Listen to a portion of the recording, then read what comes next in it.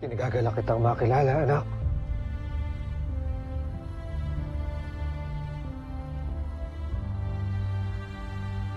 Alam.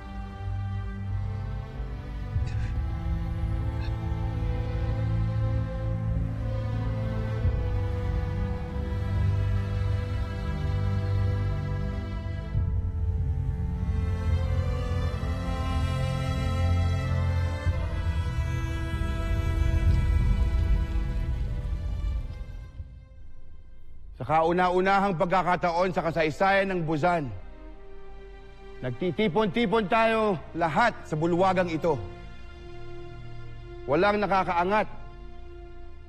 Walang nakabababa. Walang maharlika. Walang alipin. Pantay-pantay ang lahat. May sungay man o wala. Isa lang itong pangarap noon.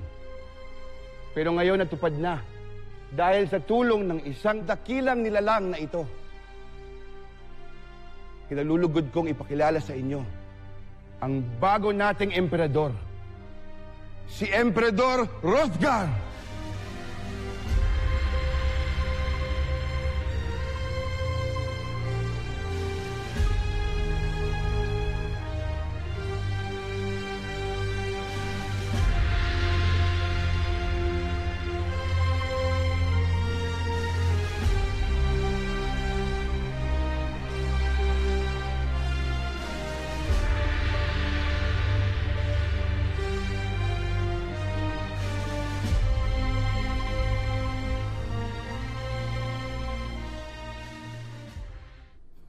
Kung ako lang ang masusunod, ang gusto ko sana ay huwag na kayong umalis.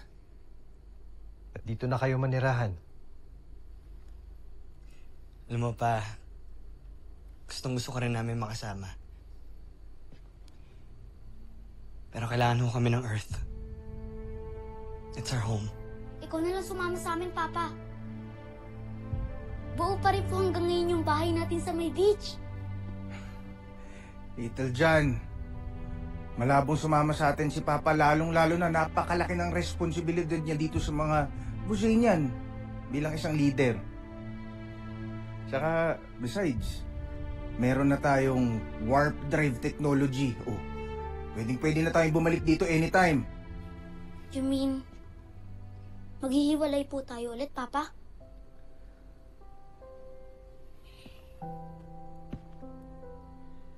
Nagsisimula pa lang ulit ang Buzan.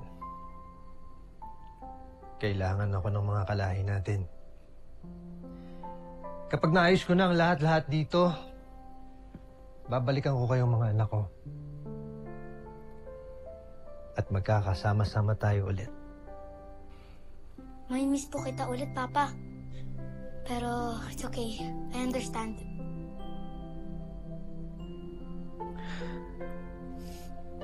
Larry, ikaw na munang bahala sa mga anak ko. Makakaasa ka, Ned. Steve, Big Bert, Little John, Mark and Jamie, lagi niyong susundin si Dr. Hook. Huwag niyo siyang bibigyan ng sakit sa ulo. Opo, pero paminsan-minsan. Ano yun, Big Bert? May miss kita, Papa.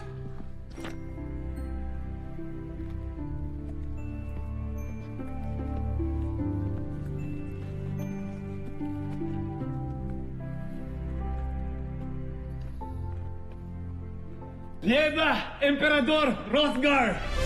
Viva!